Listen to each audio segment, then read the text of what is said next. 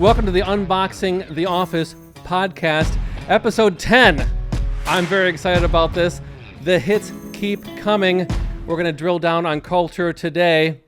We have Joy Hoffman, creative director, systems thinker, and founder of the One of One Collective. Her work spans design, community building, and wait for it, culture, always with the goal of creating spaces where both persons and organizations can have the ability to thrive. She brings a powerful set of personal and professional experiences. We're going to be talking about some of those to reveal what it might look like when creativity, compassion, and systems design intersect. I look forward to exploring her journey and talking about her approach and how it can impact and how it can inform the modern workplace. Joy Hoffman, welcome to the podcast. Thank you. It's really nice to be here. I'm very excited about this one. But first, a word from our sponsor. Speaking of systems design, do you have your employees standing online waiting for a machine to go bing at break time? Wandering off into the fast food wilderness? Will they return? HotLogic does offer an alternative to the microwave. No more standing online for your valued team members. Finally, you can give them their time back. Now back to the program. Joy Hoffman, I have to tell you, we've known each other for a few years, and I have to admit, I didn't know you. I learned for the first time that you come from a family of farmers. That when you graduated from high school, you made the decision to go into the Amazon rainforest to see how those cultures live. You wound up at the Lorenzo de' Medici School of Art in Florence, Italy. Mm-hmm. Went on to, I could have so much fun with her introduction, went on to found one of the largest, most successful wedding blogs in the world. Mm-hmm. And then parlayed that, of course, later to being called to the team to help to design the campus for one of the largest movie studios in the country. Joy, who are you? I'm me. What drives you?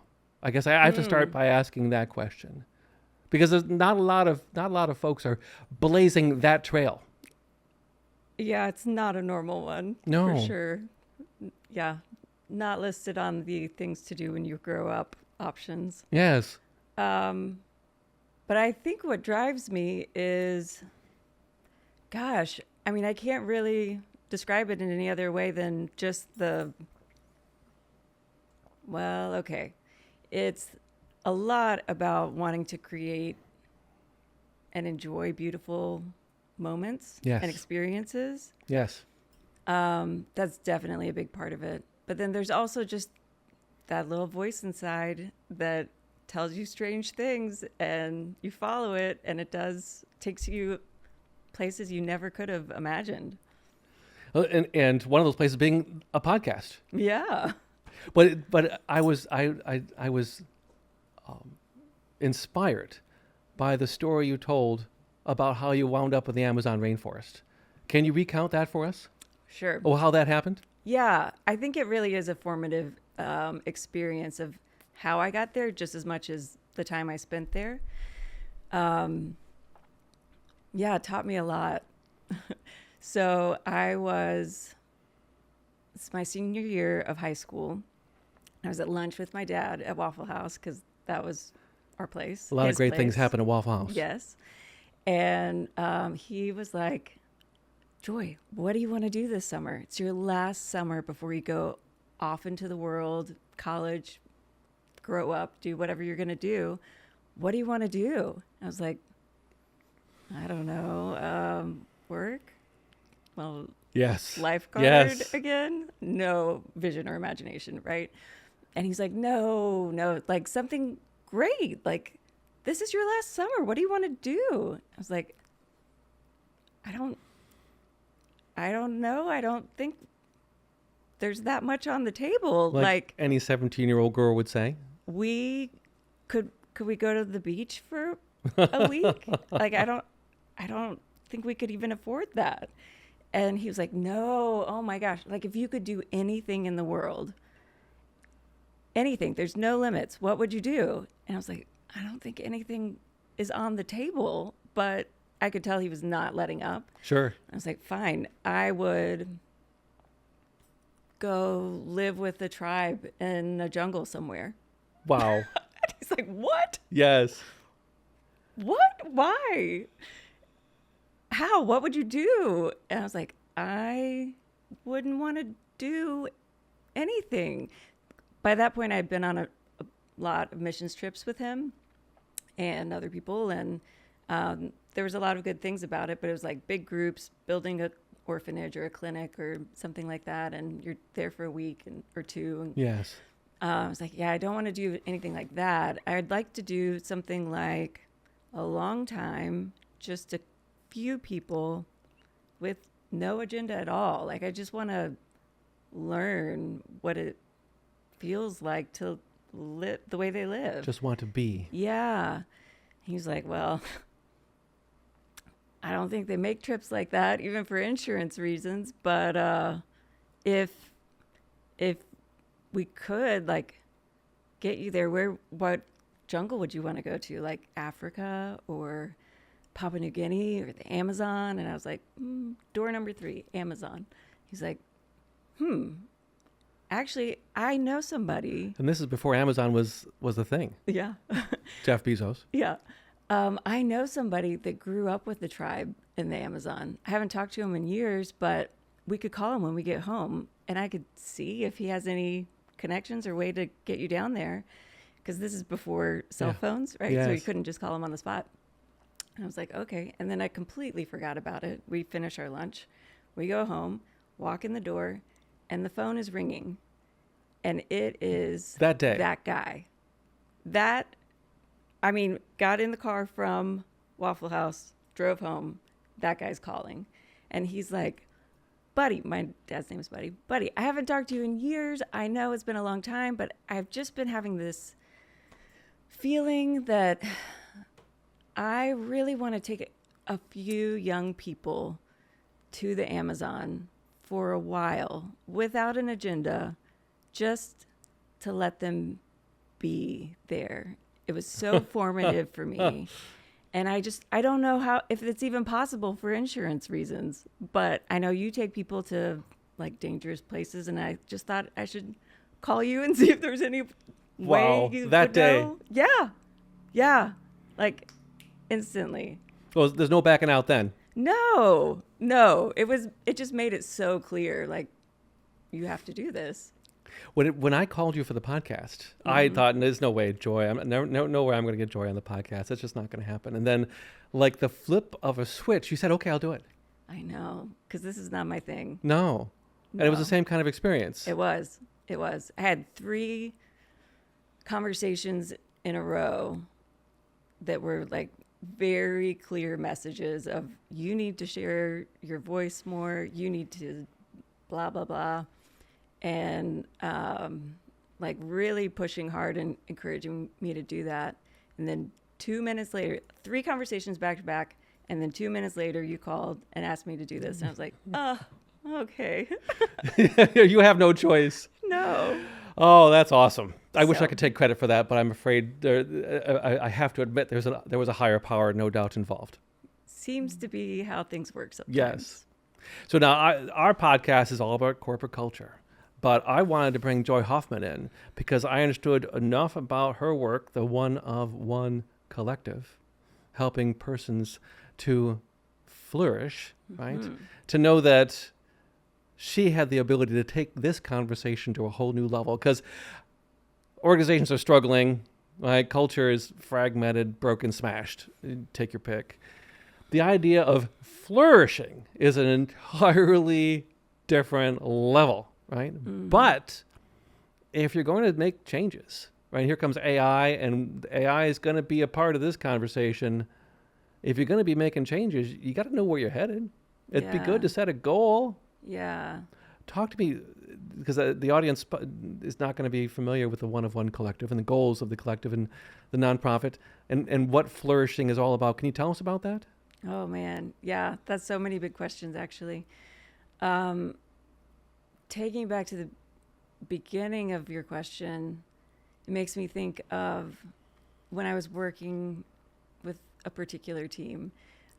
They were getting a little bit frustrated about the questions I was asking, and then the CEO stepped back and he was like, "Wait a minute, I think I see what you're trying to do. Like, you're trying to help us make sure our ladder is leaning up against the right building." It's like, yes, Yes, that's yes. important. What if we take a step back to make sure our ladder is leaning up the right building instead of just frantically trying to climb the ladder all the time? And yeah, so for me, when I have taken a lot of time to step back and look at what ladder are we trying to climb, where are we leaning our ladder, I think the best thing we could be looking for is flourishing. I mean, especially in a broad sense, like that's something that we all can be working toward. But what does that mean, Right. right? Yes. And It's to kind of who? it's a little Says who? ambitious. It's It's hugely it's ambitious. huge, as some Yeah, people would say. yeah, yeah. But you're claiming the title. Well, I That's don't know if I'm claiming the title, that's the but goal. That's yes, the end state. definitely the goal. I mean, if we are what we measure, why aren't we measuring flourishing? Sure. But how do you measure flourishing? Yes. But why not make that at least the direction we're trying to go? It's worthy. Right. Yes. Like, we might not nail it, but what else are we trying for? It's one of those goals where even if you make it halfway, Yeah. that would be an accomplishment. Yes, yes. And there is so much more available to learn about it now than ever before that makes it really exciting to me. So I've been studying flourishing 18 years now. Wow. And Since you were a child. since my second was a baby. That's how I know how Yes. long. But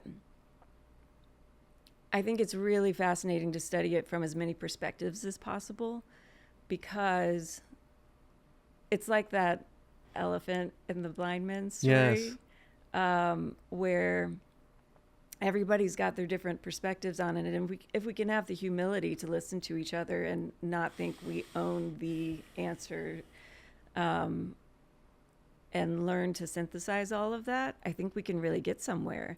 And because of the internet, because of the access we have now to so many more perspectives across the world, across cultures, across time even, we have so many more pieces of the puzzle than ever before. And I think if we can listen to as many of those voices as possible, we start to get a pretty good picture of what that looks like. And then my dream is to figure out how we can kind of reverse engineer those conditions for flourishing at a systemic level. Sure. Okay. Yeah. So what even is flourishing is such a difficult question. And the way we measure it creates all kinds of bias and problems if we're not measuring it in a helpful way. It's like trying to measure the speed of an electron. It changes the state of the electron when you do. It might be like that. Yeah. Yeah. But one of the definitions I've come to that feels pretty safe and integrating a lot of perspectives is basically that flourishing is just the ability to connect with oneself, each other, and the natural world in the present moment most of the time. Wow. Oh, that's deep. Mm-hmm. Yeah, I'm not anywhere near that. I got a ways to go. Most of us aren't. Most of us aren't. And a lot of it is because the environments we live in do separate us from ourselves, each other, the natural world most of the time. The noise, Yeah. toxicity, everything.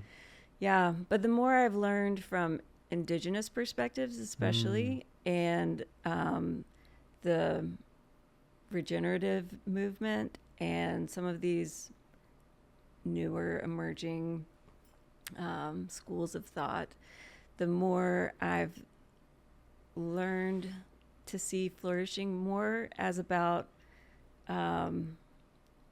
this reciprocity of flourishing, and that all flourishing is mutual.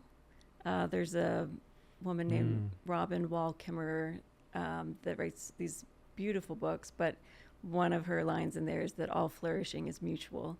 And it just rings so true over and over again, that now I've kind of tweaked a new definition of flourishing as something closer to the flourishing is when an individual it's like how much, the degree to which an individual and a collective is able to express their essence and mutually benefit each other. Wow. Now, is this something that was inspired during your time in the Amazon, or did this come later? I mean, it for sure started there. The seeds were planted? I wouldn't say started there even, but I think the seeds were way before that. When I was tiny, my great-grandmother, who I knew well because I'm from the South and everybody Sure. had their babies very young. Yes. But I just remember sitting on my great-grandmother's front porch swing, and she was like, "You remind me of my grandmother." Wow. It's like such a strange thing to hear from an Right. old lady when you're 4. Yes. But I kind of didn't look as much like my cousins and everybody else running around. And she said, I reminded her of her grandmother who was Cherokee. And I think that planted a seed too, that I just have always felt more of a resonance with indigenous cultures and a lot of curiosity about it, and have always wanted to learn from them. And I think that there's a lot to offer there. It's probably going to be helpful because we've covered, okay, the definition of flourishing is one thing, but since we have a corporate culture audience, it's going to help to place into context, what do organizations have to gain when their team is flourishing? What does that mean for them? What's in it for them? Yeah, everything. I mean, think about your productivity levels, if that's what you're measuring right now. Like, how much higher are those levels going to be when your team is flourishing versus when your team is in survival mode? Actually, a ton. Like, even on a neurological level, you're not able to produce nearly the level of work or especially innovative thought when you're in survival mode versus when you're in your flourishing mode, like, for easier language. And I mean, I can think of so many studies and examples, but even super simple ones, like they did an experiment with people building teams, building towers out of popsicles and marshmallows, or not toothpicks and marshmallows, and to see who could get the highest tower. And whenever a group felt under threat, basically, by stress or even by punishment or reward even, they didn't perform nearly as well as when they felt like they were playing and in this safe mode, basically. Sure. And a good friend of mine's a functional neurologist, and he always talks about how, like, the very most important thing for your brain to function well is to feel safe and loved. And that alone, like, how much are we thinking about that in a corporate culture? Right. So it's self-actualization. Do you want your employees' brains to be working? Right. Then you need to make them feel safe and loved. Yes. Yes. But safe and loved is not something people talk about in the boardroom. No. If I challenge you. See, no. What they do talk about is quiet quitting.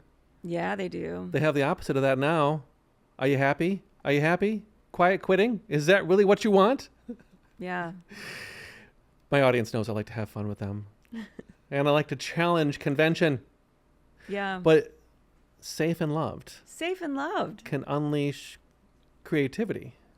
It unleashes your brain working, period. Right.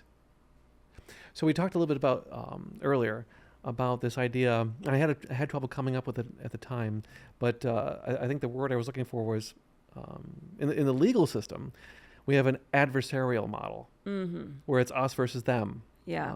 In sports, it's an adversarial model, us versus them, one winner, one loser in just about every transaction. And of course, because it's cultural, our business has adopted that model. But I think what you're suggesting is perhaps the adversarial model is not the best Not choice. helping the bottom line, even. Well, no, okay, no, Joy. Stocks are at an all-time high right now, so everything's great. Oh. Because stocks are, because stocks are at an all-time high, we are told that everything, by definition, everything's great. In fact, all-time high implies could not be better. Depends on what we're measuring. Aha. Okay. Right. I knew there was there was Yeah. a problem with that assessment. Yeah. What are we Because measuring? also depression Yes. and every health challenge is at an all-time high too. Yes. We are stressed So, out. Yeah. Anxiety. Yeah. How's everyone's mental health? Yes. Not great. Not good. Not. But enterprise is making money. Isn't that all that counts? I think that's something everybody has to ask themselves. Right. But And you're talking about everybody, I think, knows the answer. well, but you're talking about something that goes, if I might say, that goes beyond that, because it's one thing to make $1 and turn the page and make another $1, but when you, as I like to say, if you don't like your position on the board, change the game. What if you can make 5? You think you're doing well making $1, when in fact you're what you should be doing. What Steve Jobs went on to build the largest corporation. He died before he could see it come to its full fruits, but in so doing, he built the largest corporation ever to exist in the history of the world. This is a man who had nothing more than a degree in calligraphy from his college. He went about things in a different way, and I think I'm not making a comparison, although I just did. But that's not what you're talking about. You've just identified that perhaps there's another way. I think, is that what you're suggesting? I do think there's another way, and I think it's important to note, I don't mean don't make money. Right. I think, so I've definitely been a big nerd for the last lots of years. So I reference a lot of theories that I can lose people on, but I'm here for if it. you'll allow me. Oh, yes. So there's something called integral theory. And are you familiar with No. this? Okay. It's fascinating. But it's basically mapping out the levels of development that both humans and cultures go through that pretty much follow the same patterns and the same trajectory and lines. But part of what's important about that model and helpful about that model is that it's saying that each level of development transcends and includes all the previous ones. Sure. So it makes me think of this when you're talking about, I think we get in our culture very, you use the word adversarial. Yes. It's like we get so either or and dualistic about the way we think about everything, that we start to create these false dualities of like, we can make money or we can have a healthy corporate culture.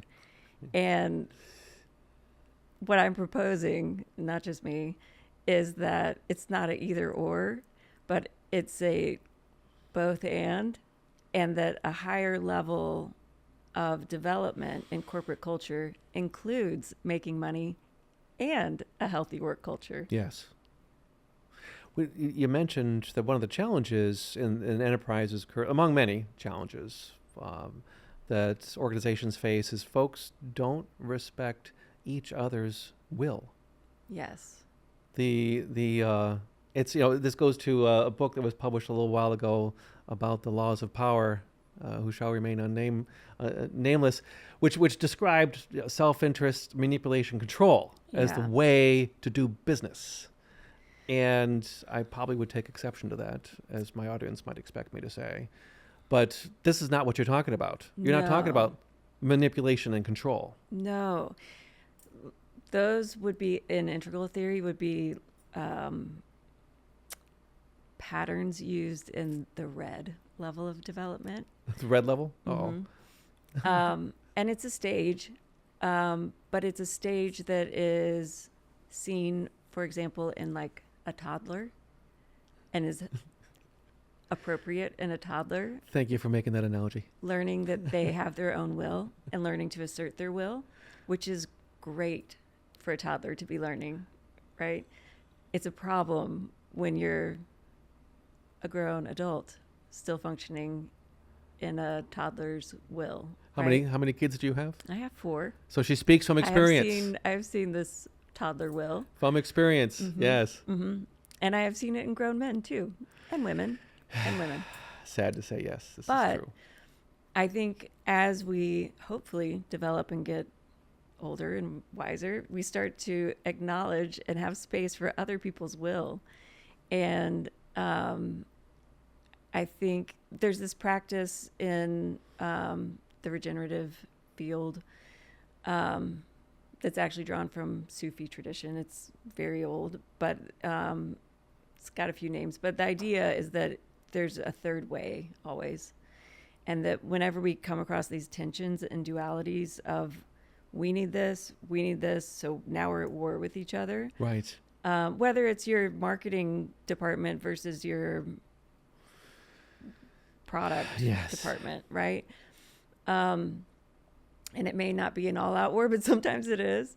But I think the practice that's so helpful is to, instead of creating those conditions for the war and being adversarial, to like be able to take a breath and pause and open up space between those sides and kind of let them each have their own corner and take the time to listen to each other.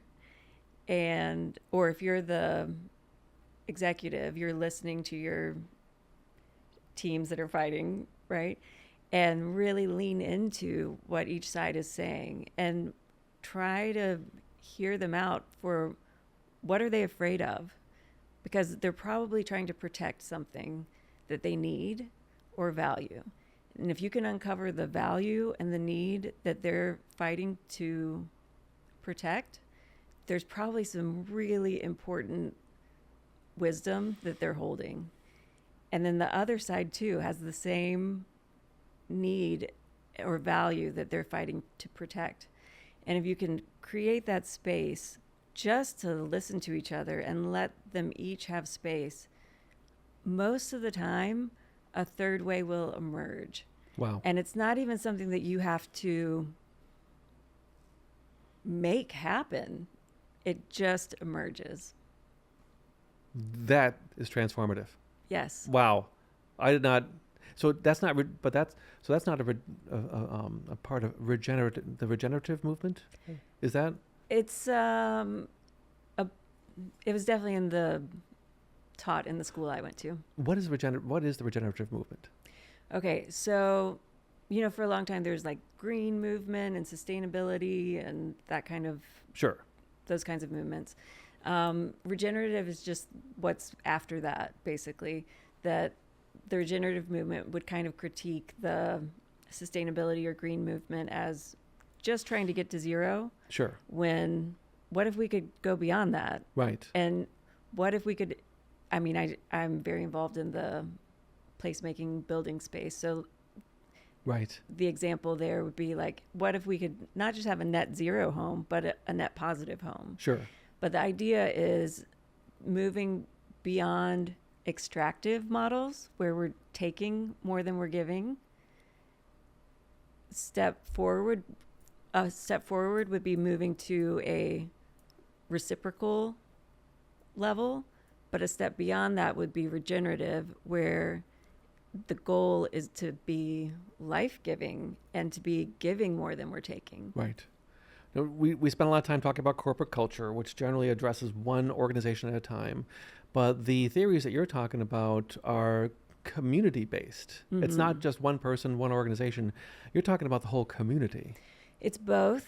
Okay. So, again, in the regenerative space, there's a lot of conversation about nested wholes, and that there are these levels of, they call them holons in integral theory. But a holon is something that is both like a part and a whole. So I am a whole human that like has a boundary, and I am one entity. But I'm also made up of smaller parts. Sure. That have smaller parts. And I'm a part of systems that are larger than me too, right? Like I'm a part of a family, I'm a part of a town, I'm a part of a state and a country and a planet. Now you're part of a podcast. Part of a podcast. And so it's a way of talking about all of the levels of wholes that we work on. And it's just really helpful to have that language and know what we're talking about, that like if your business is a whole, it's also made up of smaller wholes, and you've got to be thinking about how each team is doing, and you've got to be thinking about how each individual is doing. The same way that if I don't, it's like if my cells aren't working, or I have cancer, and I'm just like, what if it's not me? Right. Oh my goodness. It's like, no, you do have to think about that. Yes. Yeah. And so here comes AI. Mm-hmm. AI is advantage individuals and small teams. Mm-hmm. And AI, Huge I'm going to thing. say it. I'm going to say it right now. AI disadvantages large organizations. Why do you say that? Oh, hey, who's doing the podcast? Well- I'm asking the question. No, but it's a fair question. The AI tools give individuals the ability to compete at a very high level, deliver extremely high value with relatively little effort. Very lean team. Very lean teams, yes, and of course empowers. It encourages work from home, decentralized workforces,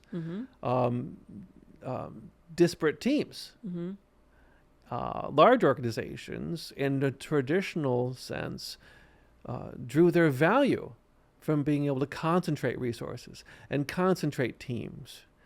But now that's being blown apart, and it will be blown apart.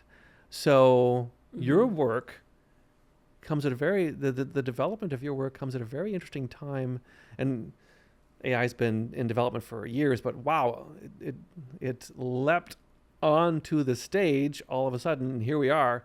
Your work comes into our culture at a very interesting moment for organization, for a lot of reasons, but for organizations specifically. I don't know if that was intentional. I don't think it was, but how do you see your work influencing, or AI, I should say, influencing your work? Oh, I mean, in so many ways, and I bet more that I can't imagine yet. Yes. But, I mean, I use it all the time. Right. And it's so helpful. I have a team of PhDs that you Right. have to check, but they're pretty good, and they're getting better. When you say team of PhDs, you mean your AI Yeah. is a team of PhDs? Yes. Yeah. Yeah. Yeah. And they, like, I can have more intelligent conversations with them about the work I'm trying to do than anyone I know. Right. At any time of day. Yeah. Right. It's really amazing. Yes. But I think that is happening for so many people, and we're going to be able to progress work in such great ways. But also, yes, for sure,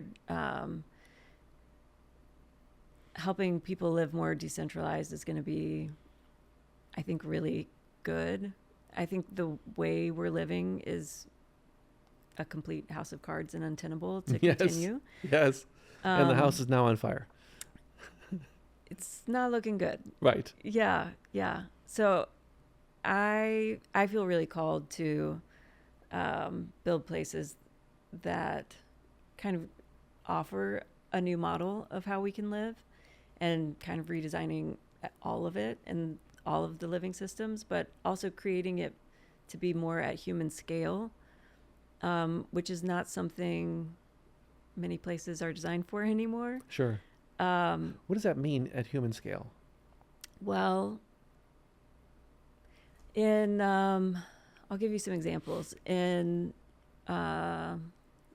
Congress for New Urbanism, CNU, they kind of have this list of rules they've been recovering from older practices, like World War II. That's kind of when everything shifted. Sure. But recovering some of the older practices for human scale design. And it's rules like you don't build buildings more than 4 to maybe 5 stories tall. Wow. Because that is the scale at which a person can be on the street and look up to somebody on their balcony and see, hey, that's Bernie. How you doing, Bernie? And you can call up and talk to them. Well, they'll see this hat from a long distance. That's true. You can maybe be on the 5th floor. Perhaps. But it's the scale at which humans can relate to each other. Maintain connection. Yes. Yeah. Which is important because a lot of groups have lost sight of that scale. Yeah. Have lost that connection, which leads to decision making. And as you've suggested, our decision models are kind of broken, particularly in the large enterprise. Is that because they've lost that connection? I think that's a lot of it. I think there's a lot more. Excuse me. I think there's a lot more to it. I think a lot of our decisions are made out of fear and self-protection, because we don't have these environments that are safe and loving. Yes. And so there's so much drive to self-protect, and so much trauma that everybody's lived through, that most people haven't dealt with, that leaves them reacting out of fear-based separation worldviews. You make a different set of decisions when you're in a defensive mode. Yeah. Yeah. What do you do about that? How does an organization? Okay, your people have to feel safe. They have to feel loved. Yeah. I'm taking notes.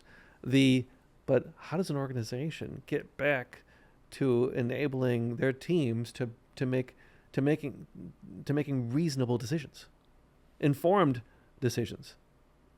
I mean, it starts at the top. Wow. Oh, we're calling them out. Yeah. What are you talking about, Joy? Yeah. I mean, I think it's a lot of self-work and growth, dealing with your own issues and bias, and like learning to see when you're operating out of fear, and when you're just trying to take care of your own needs and Sure. not looking out for others at the same time. It doesn't Yes. have to be one or the other, but how do we make win-wins? Right. And if you're always just looking for your win, that's the culture you're creating. Right. So I think, That's the culture you're creating. yeah, That's a powerful statement. yeah, And particularly when you're talking about C-suite executives, and I'm not bashful, that are making $60 million a year. And the only thing they care about is making the decisions. They're going to get that extra $100,000 bonus at the end of the quarter. yeah, despite the consequences. Yeah. That's the culture you're creating. Yeah. And I do think a lot of that is because they're disconnected from their Right. employees, right? That are barely getting by Right. and are stressed beyond measure. They've made a whole TV show about bosses working with their Yeah. undercover boss. Yeah. Yeah. And we've all seen that show. And Yeah. it's always transformative. Yeah. Yeah. I'm surprised that it's not more common. Yeah.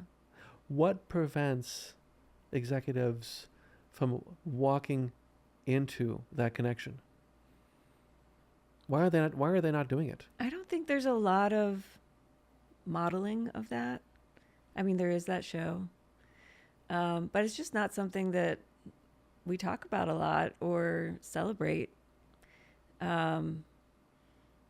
Yeah. My dad always said you cultivate what you celebrate. Yes. And I think if we're only celebrating our P&Ls, Right. Numbers. yeah, End of the month, end of the Yeah. quarter, end of the year. that's Drive, just drive, drive. all we see anymore. Yes. But I think if we could step back and look at the bigger picture more, people would start doing that. Yes. I'm a big nerd myself, and so I always go back to the invention of the iPhone and point out to people that we loved our Blackberries, or some people said crackberries. Nokia was the largest cell phone manufacturer in the world. The Motorola Razr was hot and I had a Razr. I thought it was the Motorola Razr was an awesome product. It was hot and sexy. We had Nokia kicking ass. We had Motorola. We had BlackBerry, and everything was great. And then all of a sudden, someone decided, no, we can do better. Yeah. And sometimes it requires that level of thinking. Because in Yeah. truth, as I like to say, we know nothing, and I know less every day. But a lot of folks have a hard time admitting Yeah. that we could be doing so much better. Yes. We could be flourishing. Yeah. I had to come back. I had to come back. It's not a word that we use very often in our culture. Yeah. And people have different reactions to it. Have heard some men feel like it's too soft or feminine for them to resonate with, but pick whatever word you want. I mean, the point is basically raising our goals, right? To just be, how do we think about living beyond survival, beyond even thriving, but to like really living fully? Can you get, it would help. It always helps by analogy. But can you give examples of organizations that you believe today are at least on their way or show evidence of an attempt to achieve this thing that we call flourishing? Would you point to examples? Are there examples today of folks who are doing it? Patagonia comes to mind. Okay. DuPont. I don't know where they're at right now, but there's Did you say DuPont? DuPont. Yeah. Like the chemical company Yeah. that makes like chemicals. I know. Yeah. Really? So, one of the teachers in the regenerative space is a woman named Carol Sanford, and she has books on the regenerative business and regenerative life and all these things that I definitely recommend. But she worked with DuPont and other Fortune 500 companies, implementing a lot of these regenerative strategies with their teams, and has all these case studies in the books of these incredible turnarounds that they saw by uncovering their essence and the essence of their team members, and like helping everybody kind of come alive and do their thing. And it helped everybody, and uncovering the needs of their clients more, and all these things that were very effective, and they worked, and they made more money and broke these barriers that they didn't think they could break, and everybody was happier too. Wait, I just want to make sure we understand correctly. You're talking about a large enterprise Fortune 500. who was not only able to make their people happier, but to make more money. Yeah. That's a hat trick. Yeah. That's impressive. Yeah. How do you explain that? How are they? Wall Street allows this kind of behavior. It's insane.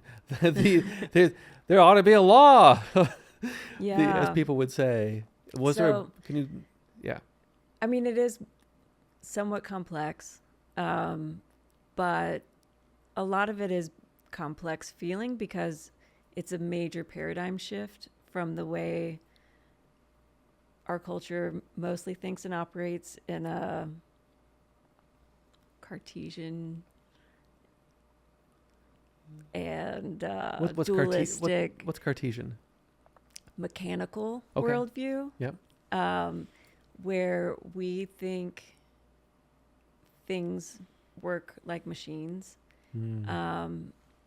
but and then we're frustrated that it doesn't feel good. Yes. You know, but a lot of this regenerative movement is shifting that mindset to see things and systems as alive, and how do you work with living systems, because it's different than working with a machine. A machine, you can force violent connections, you know, you like weld the pieces together under heat and Right. you're going to like make it happen. Right.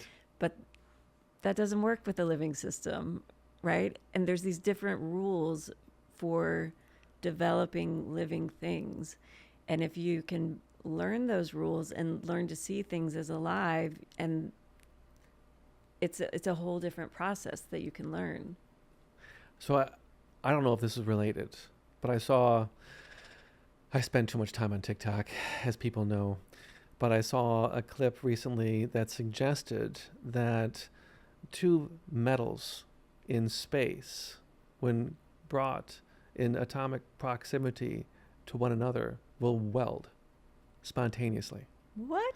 because there is zero resistance. I'm probably not describing that properly. I don't know about that, but now I'm curious. But it's a really interesting analogy to what you're talking about. Yeah. Because as you suggest in your work, and this is Harvard is going to be very disturbed by this statement. I'm sorry, I joke. I'm just kidding.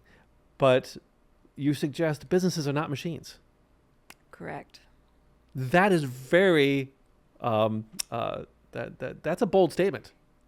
Yeah, especially as you start to really see the implications of it. But it takes a long time to see. What does that mean? I mean, honestly, the first time I came across Carol Sanford on a podcast. Sure. And she started challenging all these things. And it was like, what is she saying? This is, I need to learn more. And she's a very, she passed this year, but she was like 70, 80 years old, feisty older woman. Sure. And she just is very, disruptive, combative. But a lot of what she's saying is so valuable and so true. But she said in that first podcast I happened across was like, I'm going to tell you all these things. And if you start studying all these things, it will take you at least a year to begin to grasp what I'm talking about. Wow. And it'll take another several years for it to sink in and for you to like make that shift into seeing things as alive rather than as machines.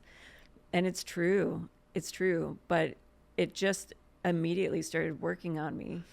And it does start challenging everything you see. When you consider that most of the component parts of any given business are human, trying to suggest that the whole being greater than the sum of its parts is suddenly inhuman. Doesn't make a lot of sense. Portends difficulties, to say the very least, about the management of its component parts. Correct. Wow. I just Correct. put that together. I'm slow, and people know this. No. It takes me a minute to grasp these it's things. just because that's so normal to us to think of things like a machine. It's a spreadsheet. There's the numbers. It's a spreadsheet. It's just parts, interchangeable parts, and it's not. A couple of the things that stand out to me about that whole school of thought, and things Carol said early on. I mean, one, so development itself, personal development, business development, regenerative development. This word gets used all the time, right? But development, especially in placemaking world, is thought of in such a negative way. What's placemaking? So like I want to build towns. Okay. So we're like Building towns. Making places. Yeah. You have the most creative words to describe things. Oh. Thank you. But when people are building big developments in a place, people in the place usually hate it, right? Because big bad developers coming in. Yes. Right. And like noise, imposing all this dirt, new stuff that is displacing people. And I think a lot of similar connotations can happen in a business setting too, that like, we're going to develop this. And it can come off and oftentimes be in this way that's very imposing. yes. And enforcing their will upon others. Yes, yes. But the word development itself actually comes from the roots de-veil. Really? Yes. And development is actually about uncovering what's already alive. Right. Yes. In that place, in that person, and like freeing and strengthening them to become more of what's already deep in there. Yes. I like to say brands can no longer be built, they can only be revealed. Yes. Yes. But applying that to placemaking, right? Mm-hmm. It takes it to a whole new level. Mm-hmm. I'm reminded of one of my favorite books, The Fountainhead, by very controversial author Ayn Rand, which is not unlike Atlas Shrugged, but it's about architecture. Mm-hmm. But architecture, when done well, reveals. Yes. It does not impose. I think it goes both ways. Okay. So there's the Churchill saying, we make our buildings and then our buildings. Yes. Oh, we shape our buildings and then our buildings shape us. Yes. I do think it goes both ways. And that architecture and placemaking at its best is when we identify kind of the best of us, and that specific place is important too, and create a place that is kind of like a shell that can hold the intangible values of that place. Yes. And that when you go into that space, it shapes you into its likeness. And there's a philosopher, Alain de Botton. I can't do the French thing, but he talks about that in a book called The Architecture of Happiness, that we make all these places that kind of hold us to our best ideals, or could, but often we make places that are just the most efficient or cheapest or whatever. Yeah, fastest. Mm-hmm. Yes. And those do not hold us to our best ideals. No. But I think that placemaking is actually like this externalization and kind of a shell that calcifies over the unseen values of a culture. Like an oyster over time, creates the shell that is in its shape, and you can kind of understand the shape of what's inside of it because of the shell that it makes. So I think if you look at our built environments now and our systems and places that we build, they tell us a lot about what our culture believes right now. It's not good. No, it reveals some things, you know, about separation and beliefs of fear and efficiency only and all these things that are not the fullest expressions of humanity or life.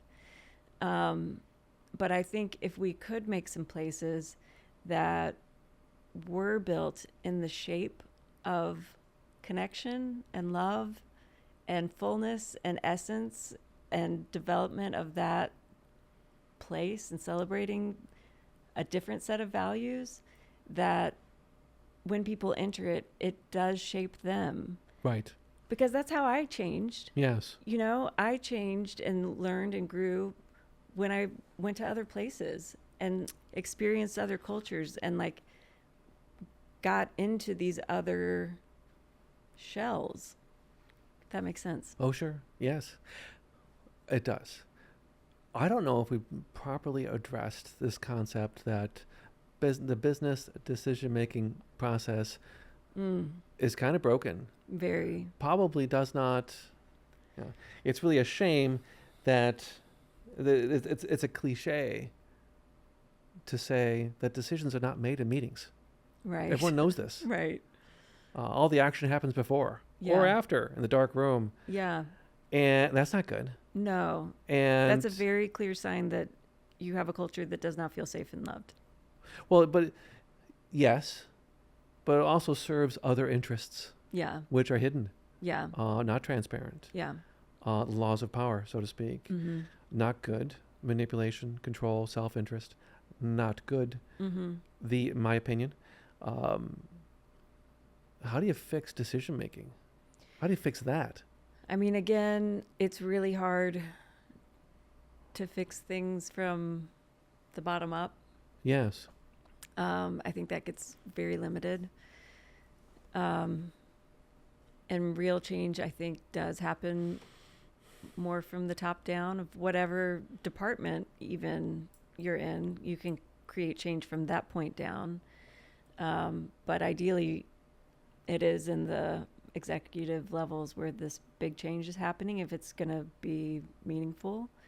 But there are some other tools that I've found that are really helpful that I just experienced a lot of unhealthy and not beautiful. You've seen some unhealthy environments? Work environments. And it's like, there's got to be better ways to do this. And I went on a pretty big search and found some really helpful tools. So there's living systems design, regenerative development. Those are helpful tools. There's emergent strategy is another really beautiful field. But then there's also one called Sociocracy. We're gonna be putting these links in the caption. Yeah, these are all like great rabbit holes to dive down. Yes. And they're extensive. But Sociocracy is a different model for... Did you say sociocracy? Sociocracy. That sounds scary. Yeah. In today's political environment, that sounds like a dangerous word. It's not going to be for everyone. Okay. I mean, for sure. Okay. What does that mean? Well, I mean, if you're somebody who thinks what's working is working... Okay. Keep doing what you're doing. But if you're somebody who thinks, I don't like this, I wish I knew a better way, Sociocracy is a good model to explore and take what feels helpful and leave the rest. But a lot of it's built on proposals that, like, there's ways to have other ways to have meetings. Right. This is what I'm saying. Yes. There's other ways to have and meetings. And people hate meetings. Yeah, but they can actually be really helpful if they're structured in different ways. And you can hear other people's voices if the things are structured in other ways. And there's ways to have these proposals offered and everybody gives feedback before things move forward so that you're taking everybody's perspective into account. And there are some people that move into Sociocracy in teal organizations. That's a whole other field. Is that a company? No, it's a color. Okay, teal. Okay. Yeah. I'm a boy, so I don't know colors. Yeah, but sometimes What does that mean, teal organization? They tend to be flat organizations. But teal is a way to describe flat organizations? Where'd that come from? There's all these schools of thought. Okay. One of them is teal. So I personally find some challenges with a lot of flat organizations. I think can take things too far. And when things get to be just like consensus based and you just don't get anywhere. And there's a lot of pushback on that for really good reasons, I think. But I think with Sociocracy, you can have a little bit of best of both worlds where you're acknowledging the input of everybody and having space for it, creating space for other people's voices and perspectives. But you're not saying that every voice is weighted equally. Of course. Not of course. There are plenty of organizations that are moving into this flat structure where it's like, no, every voice is equal. It's like, actually, no. Right. If you hand me a guitar and Jimi Hendrix a guitar, one of us is better than the other. You play the guitar? I do not. Okay. Well, that answers that question. Yeah. But there's this movement toward this flat thing that I think in a lot of ways is progress, but it can get stalled there when we just think everything's the same. There's like this movement against hierarchy, but I think for me, I've come to a place to embrace hierarchy when it's based on not just straight power, but hierarchy that's based on care, compassion, and awareness makes a lot of sense to me, and competency. But it has to be like all of those things, not just who has the most power or money. Right. But if you have somebody... Authority. Yeah. But if you have somebody that is able to like care for and be aware of the needs of budgets and the finance team and design and the design team and the marketing and the marketing teams, that person is better qualified and is a better person to be making those decisions. Right. So, yeah, I'm not saying just flat. Of course. Yeah. Helping. I like to refer to folks as artists. We all have gifts that we were intended to share with the world. And to recap, if you can help folks to feel safe and loved, they will then be better able to share those gifts with the enterprise, the world, and everybody wins. If I recap that correctly. Yeah. Safe and loved. I know. That's something that people don't talk about in business. No. Maybe we should. Well, yeah, I'm not saying we shouldn't. It's very challenging. Yeah.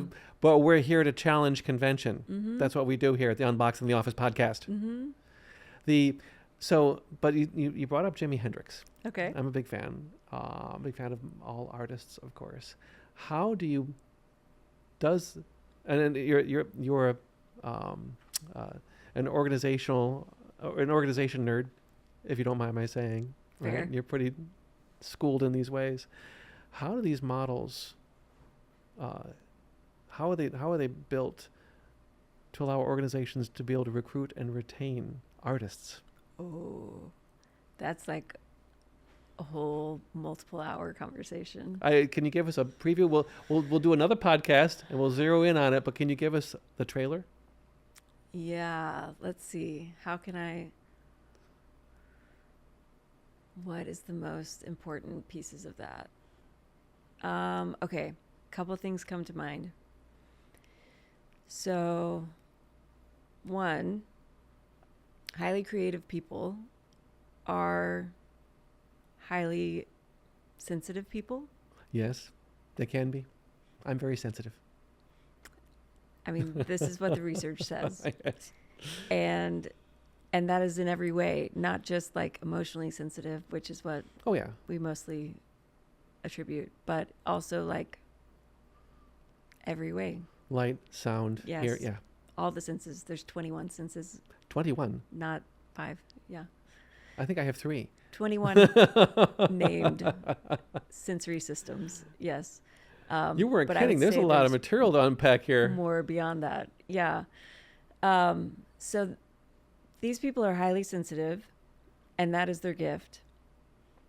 And that's something you need them to be. But it also means that they process things more than the average person. Sure. They're taking in more information than the average person, even to the extent like a lot have more taste buds on their tongue. Wow. Sure. Than Yes. the person sitting next to Yes. them, right? So I think it's really important to acknowledge that this person is different than you Yes. in a lot of cases. And I think it needs to be acknowledged and appreciated. But it also means that their needs for flourishing are slightly different and Sure. Very different. turned up than the average person's. Even to one of my favorite little tidbits is highly sensitive people are taking in more information, processing more information than the person sitting next to them. But it means that every sensory input that they're taking in through all their 21 systems takes a little squirt of serotonin. Wow. Which means that that person is burning through their serotonin faster than the person next to them. Wow. Okay. Which means a lot of things. But Yes. that's how you end up with the moody artist or all these tropes, right? And most of the serotonin in our bodies is manufactured in the gut, Yes. Yeah. which So makes that there's even all more. these implications Yeah. of first just acknowledging the neurodivergence, physical divergence of the person sitting next to you. That person needs to, the highly creative person needs to operate at a different pace Yes. than a more normally sensitive person. Sure. So there's a pace difference that needs to be acknowledged. There's also flow cycles. I wish people knew about. If I had known you had all this, I thought you were the flourishing gal, but turns out you're the artist gal. Yeah. So Wow. This is a side of you I did not know about. I want to make a town that supports highly creative people. How could we design a town for highly creative Right. people? Yes. Well, and we'll talk about that in the next episode. I don't want to dive too deep down that rabbit hole, but I think we covered a lot of ground. We did talk about the business decision making, respecting other people's wills. We highlighted, and this was a surprise to me, but businesses are not machines. That was interesting. That's probably the highlight for me, I think, just to conceptualize that idea. Good. We're going to be providing. I should ask, do you consult in this work with? Can folks hire you?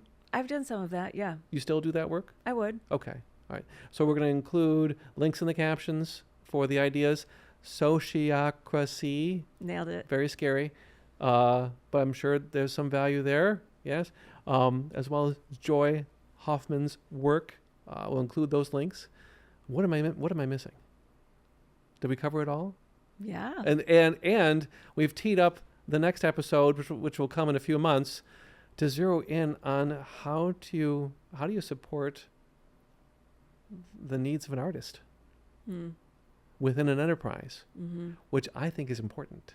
Very. Yes. Yeah. I had no idea. That one I'm looking forward to. But this one was great. Great. So on behalf of the Unboxing the Office podcast, Joy, thank you. Forgive me, but this was a joy, right? The answer's in the name. I couldn't resist. I'm sure if you've had a nickel for every time you've heard that expression. But on behalf of our sponsor, Hot Logic, the alternative to the microwave, thank you. That is the episode. Can't wait for the next one.